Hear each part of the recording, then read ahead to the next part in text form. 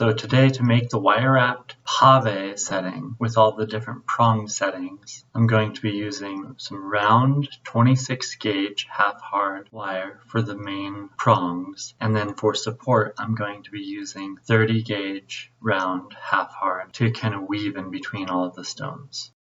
And then so to start, I'm going to make all my prong settings.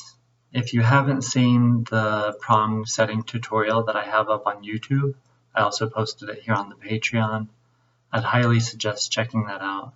You pretty much need to know how to make that prong setting in order to be able to do this pavé setting the way I do it. So I'm going to speed through all of the prong settings that I do. So when making these prong settings, the only thing differently that we won't do that I do in the prong setting tutorial is add in that extra wire, that 28 gauge or that 30 gauge support wire that I normally do in the prongs. Instead, we're going to be adding that 30 gauge wire later to help kind of sew it all together. So having that extra support now is not really necessary. So now that I have all of my prong settings done, I'm going to start connecting them. Starting with just two, we're going to bring these together and tying these excess wires together and hopefully getting the stones kind of both pointed in the same direction. And please just pardon that it's going out of focus so often. I am just using my phone to film this, and it's not always the best at picking up what it's supposed to. And then I'm going to twist these together, and just to start I'm going to cut away some of this excess wire here.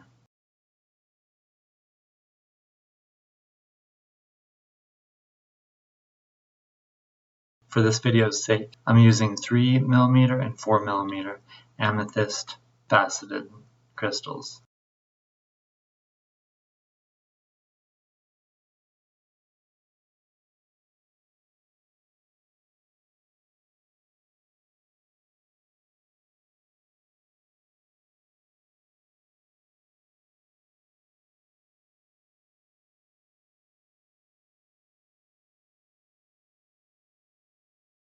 And then I'll just tighten up the prongs as I go.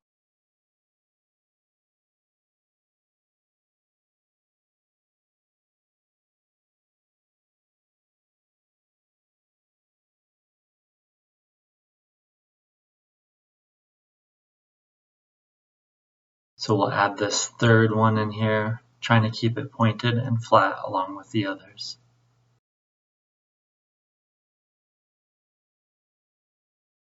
And we don't need to tie all of the ends together just yet. It's all going to be setting together pretty loose until we start to weave it together with the 30 gauge.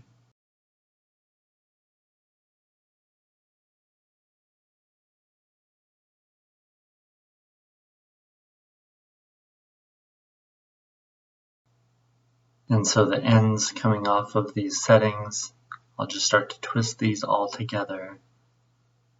And really behind the whole setting, it just really gets messy back there.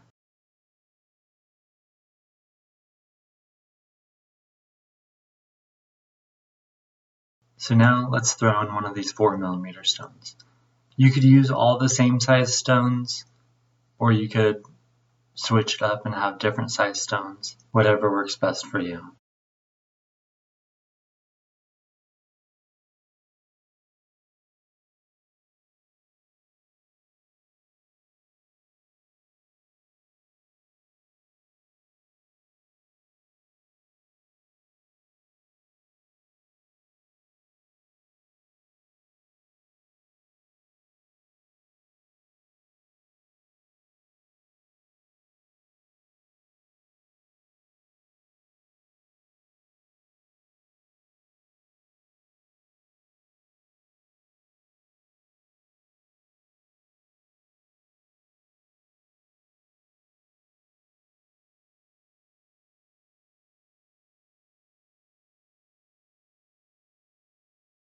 And now that I have a few of these amethysts put together with just their base 26 gauge wire, now I'm going to bring in about an 8-inch piece, a 30 gauge wire, and I'm going to start to pretty much sew this all together.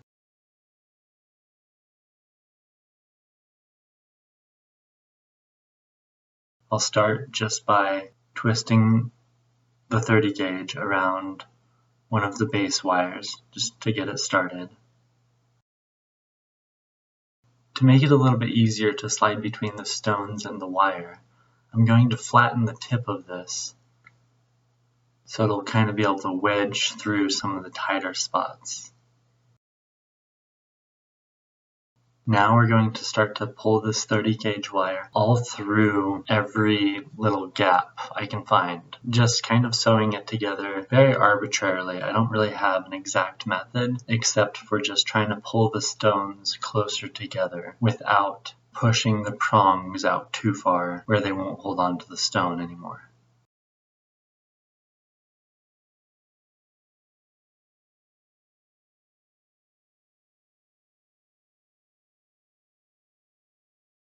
And with this, we're just going to continue to weave, sew this together.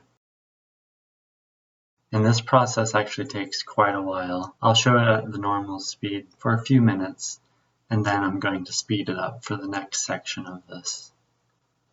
But then continue watching all the way to the end. There's a few tips there at the end that kind of help out.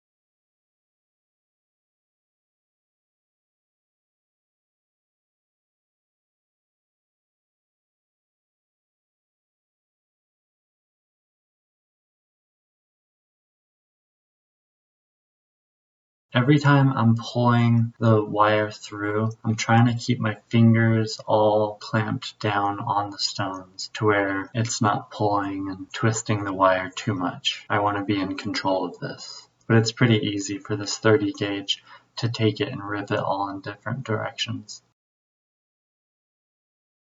And I'm going to always be doing lots of readjustments to the stone settings as well as how flat they are sitting next to each other. Anytime I'm putting my pliers over the tops of the stones, I'm being very gentle and very careful and to make sure that I don't put too much pressure on the stones and that I don't slip and scratch the stone with my pliers. So this weaving process is actually a really long process to get down, so I'm going to start to speed up through a lot of it, because really it's just the same method. Find a gap and push it through. Try not to get the 30 gauge wire too tangled. Sometimes it'll form like a little loop as you're pulling it through. That's really not super preferred. It can kind of pull on things a little bit funny without it actually being tight.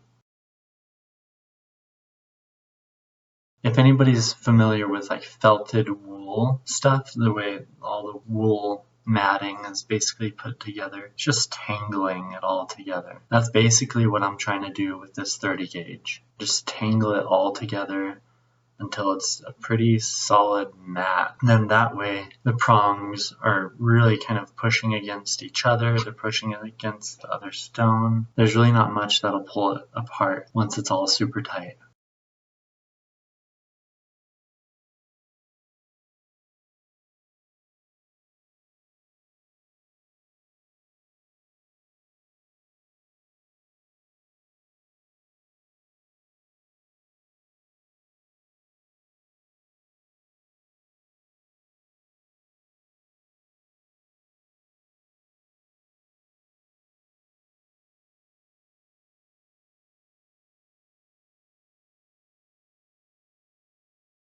So that's a start. That's pretty much it, all that I do in this whole video. I'm going to continue to put together a few more stones to really get the whole idea of this pavé. It's just basically what I did with these first 4 stones and repeat. I normally start to weave it together and tighten it together about every 4 stones anyway. just to make sure the whole piece is going in the right direction. And then you can just continue to add and add and add more stones. As you've probably seen in some of my pieces, I really love to do different gradients and work with different stones, and this becomes really versatile.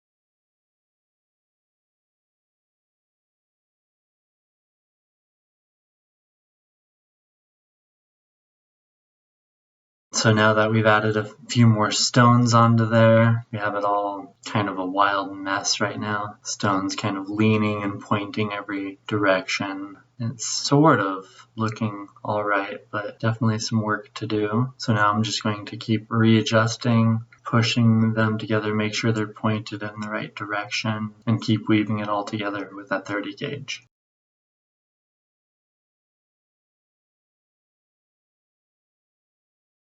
This process actually takes hours and hours. This is sped up several thousand times.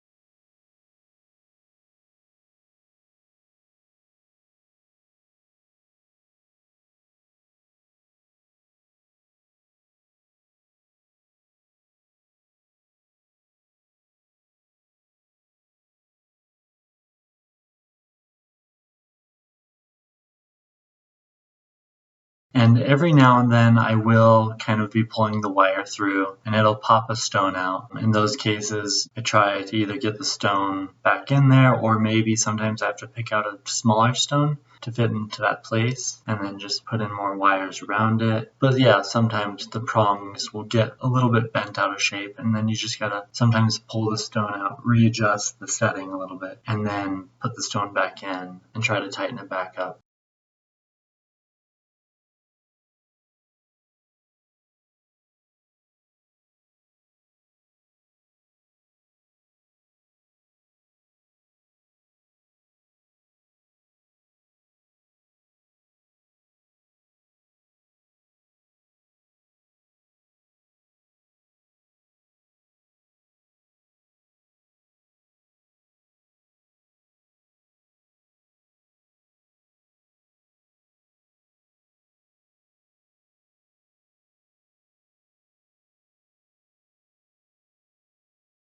With this pavé setting, you definitely want to make sure that you test it, and test it well before, it's put into a piece and sold. After first discovering this method of creating this pavé about a year and a half ago, I've had a few pieces that I've just really put to the test. I've picked at them for a full year and a half, and I've never had a stone come loose or come out. It's been pretty amazing, especially once you can weave enough 30 gauge in there where nothing will budge at all.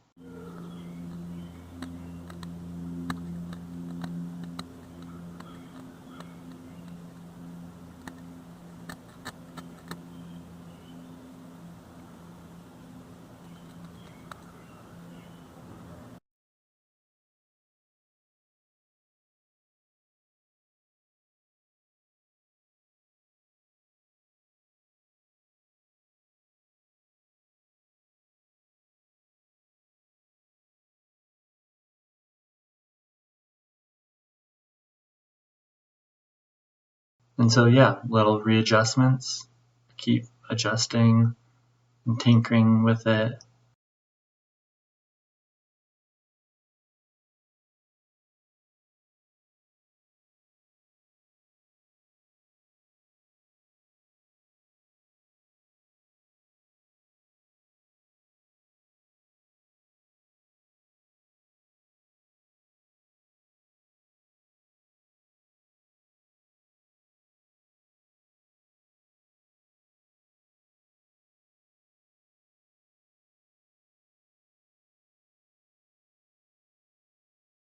And now I'm going to start to twist together some of these 26 gauge because we don't really need this many coming off of this piece. They're going to be what we use to anchor it down to whatever piece we decide to put this on. So I'll just make sure that they're tied off appropriately. Then I'll start to eliminate most of them, only leaving really about one wire coming off. That will be connection point every centimeter or so.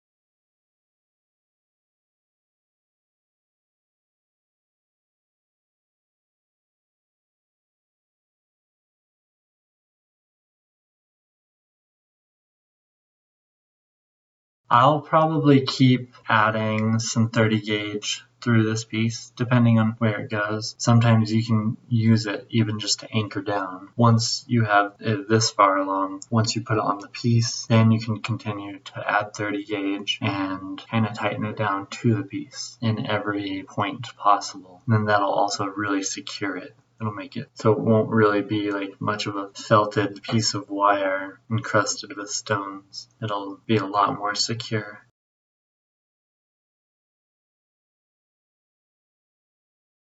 I guess the idea with pavé is to hopefully get all of the stones pointing exactly in the same direction, where the reflection will just be a solid reflection of light over it once it crosses over. But the sparkly is pretty nice, and it is just wire. It's super handmade.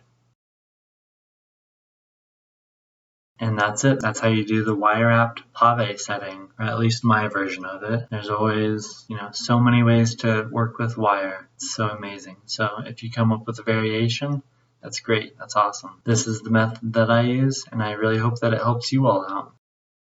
I hope that you guys can have some amazing creations that come out of this. And as always, thanks again for your patronage, and happy creating.